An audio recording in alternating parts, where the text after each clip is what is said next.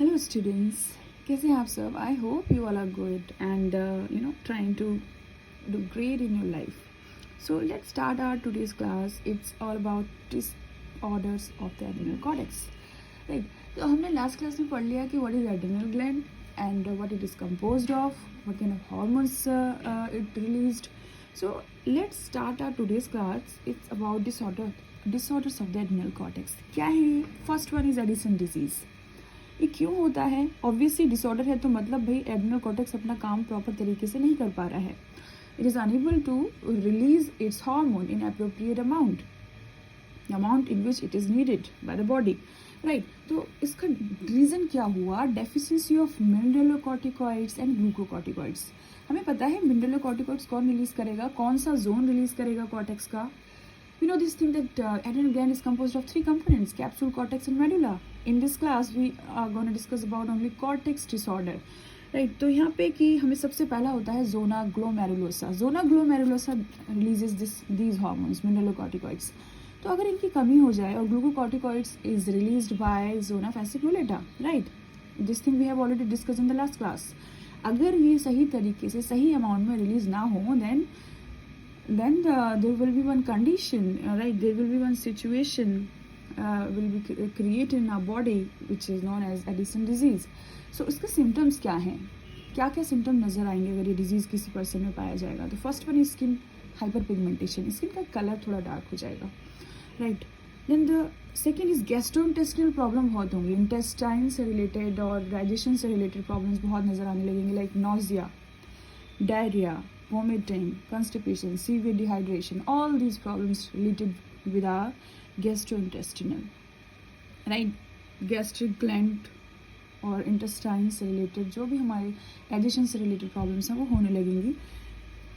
Skin vitiligo. Vitiligo means like some kind of spots, right? White spots on a random part of our skin start appearing. तो ये एक जैसे white spot हो जाता है skin पे किसी किसी की, तो वो नज़र आने लगेगा स्किन पे. इसमें क्या कमी हो जाएगी? इसमें हमें पता है कि अगर इन दोनों की कमी होगी then there will be a less release of aldosterone and cortisol. Mineralocorticoid हमें पता है सबसे मेजर मिनरलोकॉर्टिकॉइड्स जो है वो है एल्डोस्टेरोन. एल्डोस्टेरोन नहीं होगा तो सोडियम का कंटेंट एंड पोटेशियम का कंटेंट बैलेंस नहीं रहेगा, राइट? हमें पता है एल्डोस्टेरोन का मेजर फंक्शन है सोडियम एंड वाटर कंटेंट को बैलेंस करना, राइट? और ग्लूकोकॉर्टिकॉइड्स का मेजर फंक्शन है ग्लूकोज के लेवल को सही मात्रा में बनाए रखना. सो अगर इन दोनों की कमी हो जाएगी, if there will be deficiency of aldosterone and cortisol, then there will be a situation which is known as hypoglycaemia, right? Hypoglycaemia हो जाएगा, लो शुगर लेवल होगा ऑब्वियसली.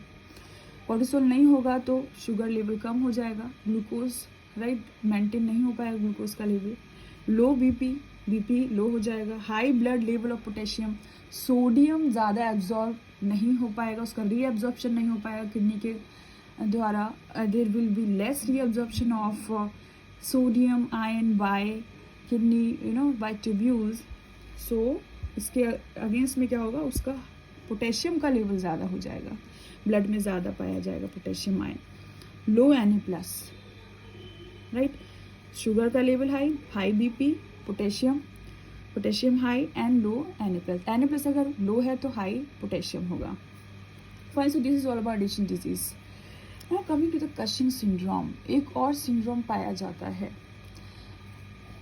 तो इसमें क्या होगा? इसका क्या सिम्टम है? इसमें उल्टा है, इसमें ज़्यादा कॉर्टिसोल रिलीज हो रहा है. पहले वाले मेडिसिन में क्या था? कॉर्टिसोल का अमाउंट कम हो रहा था, डिफिशियंसी थी, यहाँ पे ज़्यादा है. अगर ज़्यादा होगा तब भी प्रॉब्लम है, कम है तब भी प्रॉब्लम है. तो what are the symptoms of it? High BP, just opposite of all these symptoms. यहाँ पे लो बीपी था, high BP. Appearance of sugar in urine, sugar का लेवल इतना ज़्यादा हो जाएगा कि अगर आप यूरिनेशन करोगे तो उसमें भी there will be some kind of amount of sugar will be released in your urine, right? So appearance of sugar in urine, rise in plasma Na+, का कंटेंट ज़्यादा हो जाएगा, राइट? फॉल इन प्लाज्मा, अगर ज़्यादा है Na+ का content ज़्यादा होगा तो K+ का लो होगा. ओबेसिटी हो जाएगी. Obesity means fat deposition start हो जाएगा बॉडी में. जनरली कहाँ होगा, किस पार्ट में होगा? एब्डोमेन में और बैक ऑफ नेक. एब्डोमेन वाला जो एरिया होता है, जो हमारे पेट के निचला वाला हिस्सा है, वहाँ पे मोटापा होना शुरू हो जाएगा, राइट। उससे क्या होगी, प्रॉब्लम होगी एक्टिविटीज़ करने में, डेली एक्टिविटीज़ करने में। Muscle wasting means weakening of muscles, loss of muscle due to what, due to lack of use of muscles. Obesity होगी तो उसको आप यूज़ नहीं कर पाएंगे प्रॉपर तरीके, वीक है तो प्रॉपर तरीके से आप मसल्स को यूज़ नहीं कर पाएंगे, तो उससे क्या होगा, मसल्स का लॉस हो जाएगा। तो ये दो मेजर डिजीजेज हैं, Edison first one and the second one is casting syndrome. Symptoms just opposite हो जाएंगे एक दूसरे के, राइट। दो और डिजीज होती हैं, वायरलिज्म एंड गाइनेकोमैस्टिया। वायरलिज्म जो है वो फीमेल्स में होता है, कब, जब गोनाडोकॉर्टिकॉइड्स प्रॉपर अमाउंट में रिलीज ना हो। हमें पता है 2 गोनाडोकॉर्टिकॉइड्स होते हैं, right. First is androgen and the second one is oestrogen. Androgen is a male sex hormone and the estrogen is a female sex hormone. Virilism females में पाया जाता है when there will be appearance of male characters in females due to excess release of androgen. तो उससे क्या होगा, उनकी females की आवाज़ जो है वो आदमी जैसी होने लगेगी, हॉर्स वॉइस हो जाएगी, बियर्ड आने लगेगी, मॉइस्चर आने लगेगा, तो ये सारी जो कैरेक्टर्स हैं वो होने लगेगी। नाउ गाइनेकोमैस्टिया में क्या है, उल्टा है, males start showing female characters due to what, due to excess release of estrogen hormone.